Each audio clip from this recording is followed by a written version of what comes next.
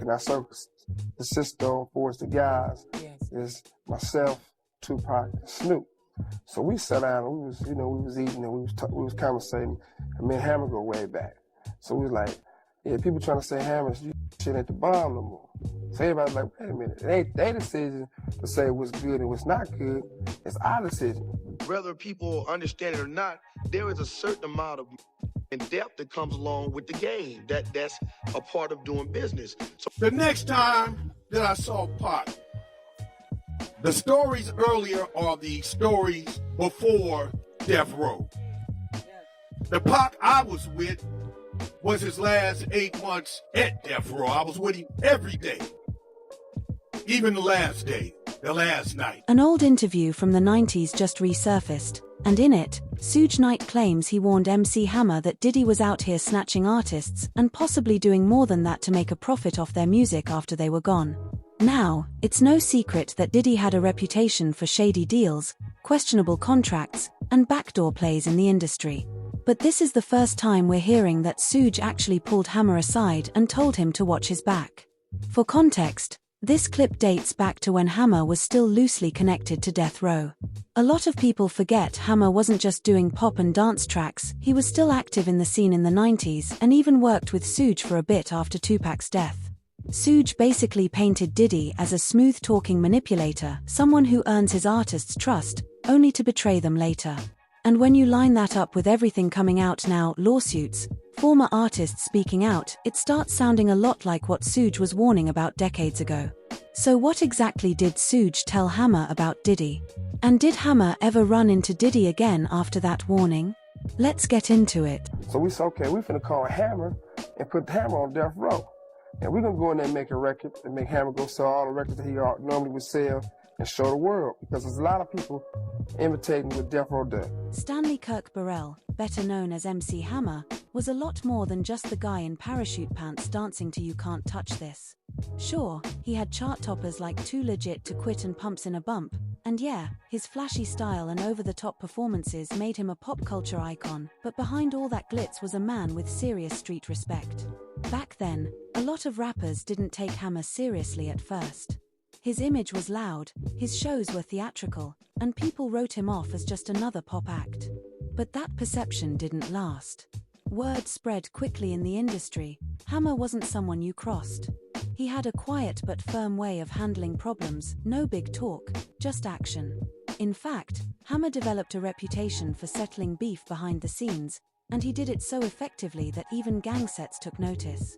There was an incident back in the day involving Hammer and the Crips. Normally, that kind of run-in would end badly for most, but not for him. Instead of things escalating, they actually apologized. That's the kind of presence Hammer had. You know what I'm saying? But when Hammer did come down, he was like, hey, Hammer, let me holler at you for a minute, whatever. Lewis walked past him. This is Michael Concepts? Yeah. Okay. Let me holler at you for a minute, man. Oh, man, hey, bro, I apologize, man. Hey, man, let me talk to you for a minute. And Hammer said, what's up, man? He said, man, I apologize for the thing. I didn't know, the people you knew or whatever, this and that. And I apologize for what I did, brother. It's all good. We cool. We good. And Hammer's like, yeah, it's all right. But see, what he didn't know was, I don't know if you know Big Wet. One thing that really set MC Hammer apart from a lot of rappers at the time was how he carried himself off stage. He didn't party. While plenty of artists were deep in that wild scene, Hammer wasn't moving like that. Sure, he had the money, the flashy fits, and a massive entourage, but behind the glitz, he kept it clean. No wild nights, no substance stories, no chaos. Hammer wasn't out to be the life of the party, he was running his career like a business. Performing life. Before this tour, he put his dancers through the same grueling routine he put himself through. 4 miles of running, 8 hours of dancing a day. When I was out there running, I was thinking a lot of times about all my competitors. Their records be going through my mind. I'd say to myself, gotta go for it, gotta run further. Just so I can do a better show. It's a visual extravaganza designed to show off Hammer and his budding entertainment empire. All the groups touring with him are signed to his record label. And while the tour is great exposure, the main man's obsession with perfection and clean living, dancers are subjected to curfews and bed checks, have his detractors calling him a control freak. So you find yourself being somewhat of a father on the tour, a strict dad? I don't want to ever have to call somebody's mother or father and say, I got bad news for you. They found your daughter this morning dead on 10th Street about 4 o'clock. I think the first question from that parent mind would be, Hammer, I let my daughter go with you. What was she doing out at 4 o'clock in the morning on 10th Street? So therefore, I accept my responsibility. And if I get labeled a disciplinarian, then again, thank you. By his early 20s, MC Hammer was already a multimillionaire, thanks to the massive success of Please Hammer Don't Hurt Em in 1990, an album that went diamond, meaning it sold over 10 million copies. He was one of the first hip-hop artists to truly break into mainstream global pop culture, pulling in major money through record sales, touring, endorsements, and merch. But what really set Hammer apart wasn't just the success, it was how he handled it. While a lot of artists in the 90s and early 2000s were caught up in scandals, Hammer kept a squeaky clean public image. He had serious respect in the streets, but there were no stories of substance abuse, wild partying, or personal chaos. He's been married to his wife Stephanie since 1985, and together they have 5 children, plus they raised Hammer's nephew like their own. No baby mama drama, no tabloid meltdowns, just a solid family life behind the scenes. Hammer is honestly the blueprint for what a clean, early rap career can look like. Yes, he hit financial troubles later and lost a big chunk of his fortune, but he never lost his mind, his soul, or his family, which is more than a lot of other artists from that era can say. I've even had a record company, and I don't want to lamb-blast nobody's name or anything, but they told me, Hammer, you know what the problem is? You're a little too clean. Here's what we're going to do. Why don't you start to do a few things to maybe dirty up your image a little bit. Maybe we can sell a little more records. I've had all that. I told them, that's not me. I lived that life. I've been around with people involved in that. I'm going to continue to do what I do. Whether they like it or not, I'm going to try to encourage the kids to do the right thing. Living a clean lifestyle and steering clear of the industry party scene may have been what ultimately saved MC Hammer. If you look at the patterns in the music industry, especially around Diddy, it's clear that a lot of the darkness seemed to swirl around those wild parties. Plenty of artists found themselves in strange, compromising situations after getting pulled into that world. Diddy was already known back then for hosting some of the wildest, most exclusive parties in the game, but Hammer was never really part of that mix. There's also a long-standing rumor about a conversation between Suge Knight and MC Hammer.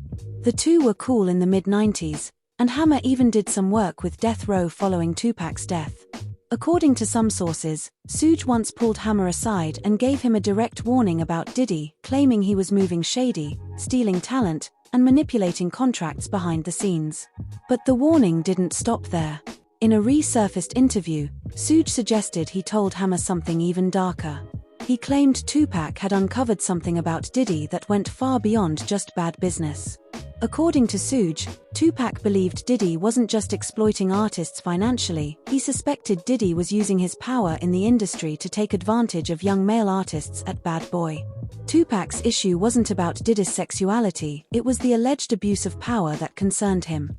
The idea that Diddy might have been preying on vulnerable young men using his influence, status, and money struck Tupac as predatory, and according to Suge, that knowledge deeply disturbed him. If it was a rapper that mess with guys and go both ways, Pac didn't feel that was good. Because Pac felt he was real serious about the music. So if you're a producer or you rap, and regardless if you're married or not, and you got a boyfriend that works for you, a real boyfriend who used to be a dancer, Pac had studied all the facts. Pac was real smart. So before he say something, he'd go and do his homework. He'd say, okay, this guy right here, they say he gay, he go both ways. I'm not gonna put it out there on him yet, but I'm gonna do my research, and if it's true, the world should know.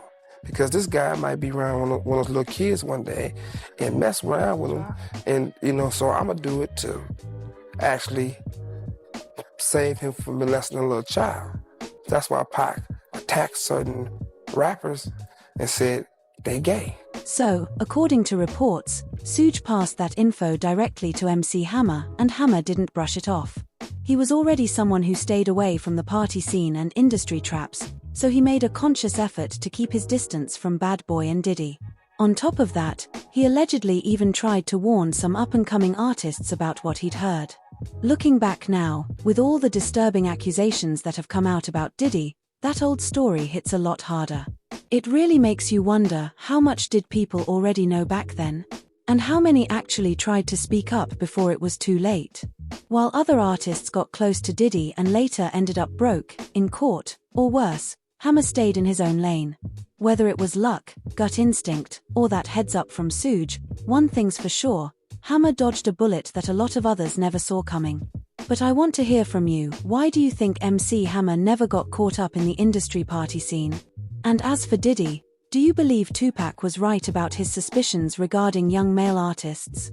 If so, does that mean the industry has been covering this kind of behavior for years?